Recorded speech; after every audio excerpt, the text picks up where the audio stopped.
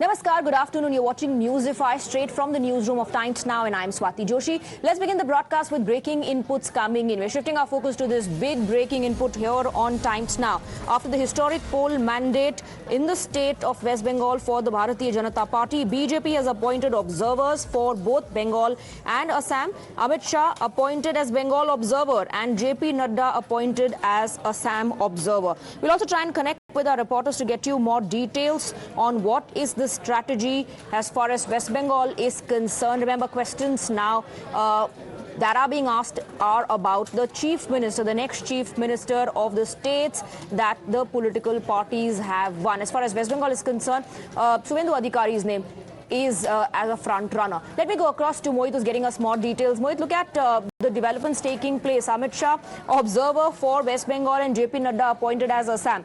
This decision tells you how crucial the states are, how crucial the outcome is, and how the party is focusing on all the strategies, the developments that will take place from here on. Well, yes, in fact, as you rightly pointed out, that Home Minister Amit Shah is being appointed as the observer for West Bengal to appoint the legislative party leader of the Bharatiya Janata Party, who subsequently will become the chief minister. And Mohan Charan Manji, the chief minister of Odisha, would be the co-observer. Now, we also know for a fact that how Home Minister Amit Shah worked on field in West Bengal. He was there till 27th of the month and last month. And we also know for a fact that how he was deeply involved into the election strategy of the Bharatiya Janata Party, and him being appointed as the observer means that how exactly seriously the BJP is taking this and how important the state of West Bengal is for Bharatiya Janata Party. Now, similarly in Assam, we also have the observers that have been appointed by the Bharatiya Janata Party. JP Nadda, former BJP president and union minister, is the observer, and Naib Singh Saini is the co-observer. In Assam, when we talk about him, in all likelihood, Hemanta Biswa Sarma would be the chief minister. But the questions are being asked about West Bengal, that whether Suvendu Adhikari, who is the front nugger, will be the chief minister, or we could see some surprise from the Bharatiya Janata Party. And BJP's style of operating and the decisions they have taken in all the states that they won in terms of the chief ministerial phase and the deputy chief ministers, it has always managed to spring a surprise. We also have Shivam joining us in the broadcast with more details. Of course, the observers are going to ensure that there's smooth government formation, the transition is smooth from the previous government to the new government. And like Mohit was pointing out, of course, Home Minister Amit Shah, remember, has been camping in West Bengal. He also is someone who has overseen, supervised the entire poll process as far as BJP is concerned. And the result, of course, is a massive mandate for the BJP in West Bengal.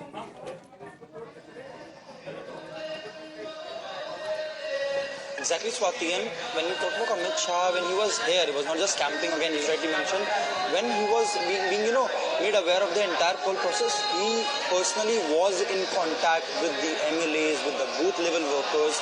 So Amit Shah knows how the work has been done, how the campaigning has been done, and he is, out of all the people, the best person to take the decision when it comes to deciding the face. Again, as you rightly mentioned, Suvendu Adhikari is the leading face. He has, beaten Mamata Banerjee consecutively in 2 elections, this time from Bhawanipur, the place which almost looked like a bastion of fort for the Trinamool Congress, this time after winning. Suvendu Adhikari is again the leading face, but again, in case of Bharatiya Janata Party, you never know. We have seen how the earlier announcement have come in Delhi, in Madhya Pradesh, in Rajasthan, where some unexpected faces have come who came from the, the cadre, who have worked for the cadre. So again, Amit Shah and other people like Bhupendra Yadav, we have also heard Sunil Bansal has been called to Delhi. So now the conversation will start. Now the feedback form will be taken. The feedback on the ground will be taken about what the leaders, what the MLAs who themselves can consider them as the leader, and who can make a smooth coordination between central and state leadership, because it is not just about the state, it is a very critical state. It is one of the biggest vision of the Bharatiya Janata Party, central leadership, to form the government. And now the government is formed, they will be taking each and every feedback from each and every person concerned with the elections, who have worked in the elections throughout this 3 months, during the SIR, after the SIR, during the campaigning. So the series of questioning, series of taking feedback from different people will start, and after that only, on the build of consensus, you can see the final name coming out. Again, Suvendu Adhikari. Supandas Gupta, some names that are trending, but we need to wait, because again, in case of BJP, you never know what new name, what new surprise can come when it comes to electing the leader, electing the face of the government in any particular state. so far what been given to understand that now the series of negotiation, the series of delegation, series of taking feedback from the ground workers will start from now, and the next 4 days it is going to be crucial meetings, rounds of meetings to finally decide who is going to lead the Bharatiya Janata Party in the state of West Bengal. The observers, of course, are going to ensure that the transition is smooth and as per the strategy of the political parties. Thank you very much, Mohit and Shima, for getting us the details. Let's shift our focus to Tamil Nadu, because Tamil Nadu is the next big state where Paribartan has happened. In West Bengal, the Paribartan was in favor of Bharatiya Janata Party. In Tamil Nadu, the Paribartan happened in favor of Vijay, the superstar. It was his debut, remember, and he managed to win 108 seats. The TVK has won 108 seats. It's a massive mandate, but it's short of 10 seats to form majority. And there are a lot of political parties that are queuing up to offer help to Vijay. Remember, till about yesterday, before the results came, everyone was shocked by the exit polls that had given victory margin to the TVK, that had said that TVK would be in a position to either be a kingmaker or the king. And the political parties actually said the popularity that you see of Vijay is not going to translate into votes. But today, those same political parties are saying Vijay is a force to reckon with, and that they are offering their support to Vijay. So, of course, the big question now is who is Vijay going to take support from? That's the big question.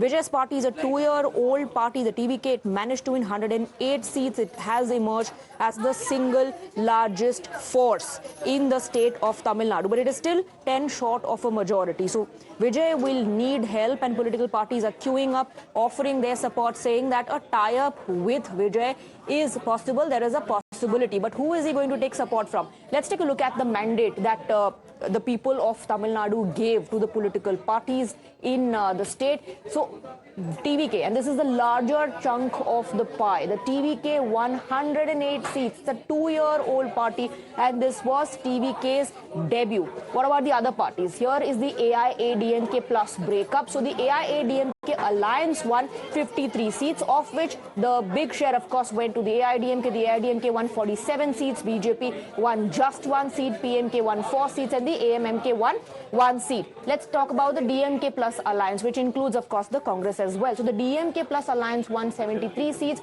of which DMK won 59, Congress 5, DMDK 1, VCK 2, CPI 2, CPIM 2, and IUML 2. There are a lot of scenarios that everybody is talking about, since Vijay called DMK its enemy and said there are ideological differences with the BJP. The big question is, will TVK take support of Congress plus the left minus the DMK? Could that be the formula that will help TVK get the majority and form government? We have some breaking inputs coming in on the broadcast. Let's quickly shift focus to that while we are talking about the developments taking place in Tamil Nadu. Here's another important, significant development. TVK chief Vijay has been appointed as leader of the legislative party. So Vijay is going to lead TVK in the assembly. This is a massive boost for Vijay, of course, after the mandate that the people of Tamil Nadu gave to TVK. Vijay has taken charge as the legislative party head, legislative party leader. Earlier, remember, he also wrote to the governor, communicating with the governor that he needs some time to prove majority on the floor of the assembly. Let's go across to Dharni, who's getting us more details. Dharni, there are some breaking inputs coming in on the broadcast. We're given to understand Vijay has been chosen as the legislative party leader.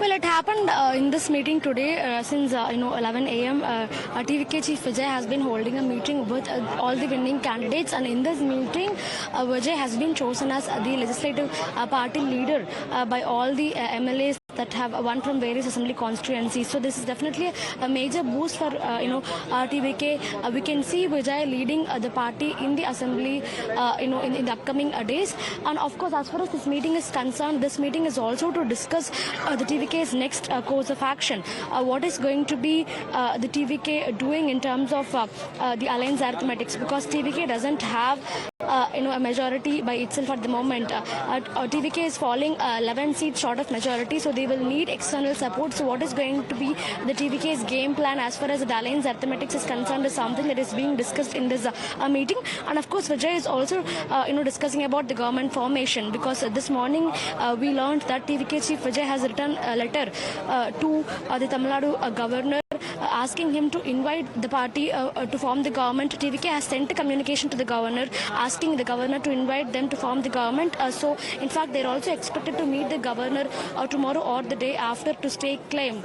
So in light of all this, Vijay is also holding discussions with his winning candidates about the government formation and who can be the council of ministers and what areas need to be focused and how is Vijay's government going to look. All that is being discussed in this particular meeting. And of course, the highlight here is that Vijay has been chosen as the legislative party leader by all the winning MLAs of Tamilaga Vettri Kazhagam, and he will lead the party in the assembly in the coming 5 years. Absolutely. Dharni, do stay on with us. Let's now talk about the most asked question as far as the Tamil Nadu situation is concerned. Who will Vijay take support from? At the moment, of course, TVK has 108 seats, but it is 10 short of majority. And the magic figure in Tamil Nadu is 118 seats.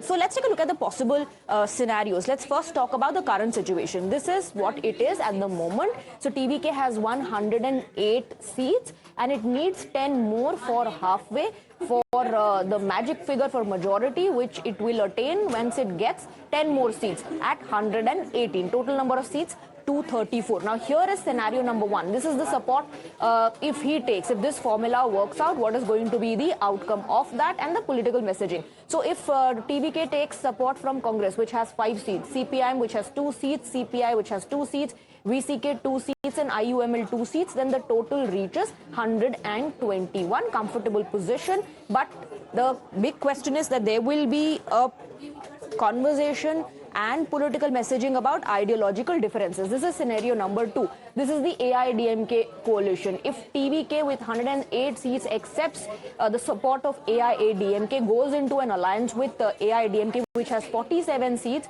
then there could be issues about power sharing compromises. This would lead to a total of 155. But since the contribution is going to be significant from AIDMK, power sharing equations, power sharing negotiations and compromises could be the bone of contention. Then scenario number 3, without Congress option, PMK 4, CPIM 2, CPI 2, VCK 2, IUML. So without the bigger parties, if TVK takes support from these regional small parties, then it reaches a total of 120. It will be a razor-thin majority and there will always be a risk of pullout by these parties. So these are the possible likely scenarios in terms of who Vijay can take support from, what could be that formula and the political messaging behind it, also the outcome of that. So this is what it looks like at the moment. We of course are waiting for an official confirmation on which formula will Vijay decide. Let's take a look at some breaking inputs coming in on the broadcast. All the winning candidates of TVK have been asked to stay in Chennai until the swearing-in ceremony takes place. Those who have a house or own stay arrangements in Chennai can be there, or else those who don't have options like a stay at a resort. So TVK looking at booking resorts for its MLAs. The party winners have been asked to remain in capital till the swearing-in ceremony takes place. This of course is an attempt also to keep the MLAs together. So arrangements are also being made. But for those who are from Chennai, they've been allowed to stay at their place, or the party has arranged a stay for them. Let's go across to Dharni. Dharni, is this also about keeping a watch on the MLAs to keep the flock together till the swearing-in ceremony takes place, till everything is official, till TVK's position is solidified?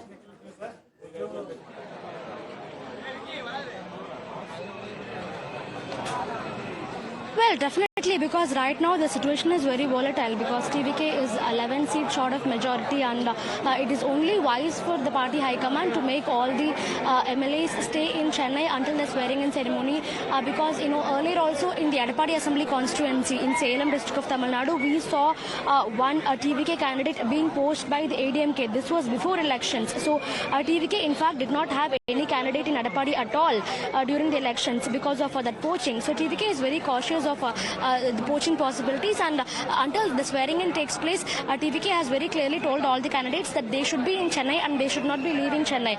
And as far as the stay is concerned, those who have their own house in Chennai or those who have their own stay arrangements in Chennai, they can resort to that, but those who don't have such options, they'll be put up in a resort, is what sources tell us.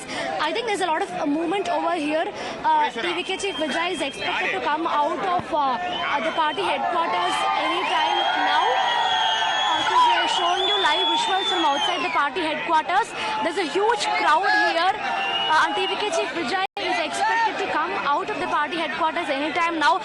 The meeting with the winning candidates, it has been going on for the past 3 hours almost. Supposed the meeting, now there is a lot of movement at the moment here, and let's see what is happening.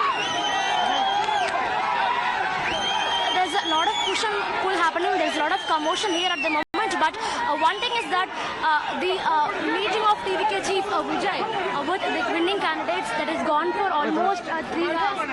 So after that meeting, now TVK Chief Vijay is all set to leave the party headquarters. The police department personnel here, they are just creating a pathway for Vijay to exit from this venue. So that is what this commotion is all about. So in another few minutes, TVK Chief Vijay will leave this location.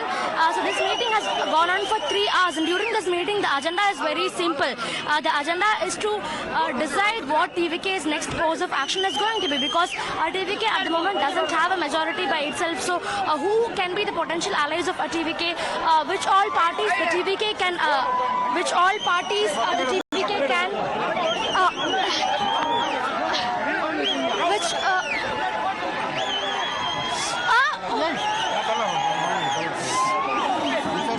All right, there's a lot of commotion over there. These are exclusive visuals coming in. The party huddle continues. I believe Vijay is going to leave from the headquarters anytime now. That's the reason why you see a lot of supporters, leaders, the media personnel as well there on ground, trying to catch a glimpse of Vijay, and the police personnel deployed as well, who are trying to control the situation. Dharni is joining us live from the broadcast. She's reporting live, in fact, and the breaking input that we are getting for you is the TVK trying to keep its flock together till the swearing-in ceremony takes place. This is what the TVK, the party, has communicated to its winning candidates, to stay put in Chennai till the swearing-in ceremony takes place. For all those who do not reside in Chennai, the party has made some stay arrangements in resorts. So those are live visuals coming in from the party headquarters. I believe Vijay is leaving from there. Now let's see if we can go back to Dharni. Dharni, are you in a position to speak to us and give us live updates?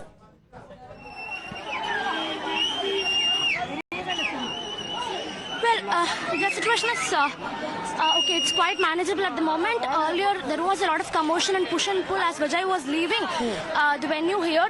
Vijay has left the TVK headquarters at the moment, and as I was telling, the agenda for this meeting is very simple. What is going to be the TVK's next course of action? What is going to be the TVK's next course of action, and who are the potential allies of TVK? Because TVK at the moment has multiple scenarios in front of them. Like, they can either go with the Congress party and the DMK's other allies, or they can choose to be with the ADMK. So there are multiple options in front of TVK at the moment, and all these parties, the alliance partners of the DMK and the ADMK, they are telling that the TVK has not formally reached out to them. So once they reach out, if and when they reach out, we will decide. We'll discuss and decide is what all these parties tell.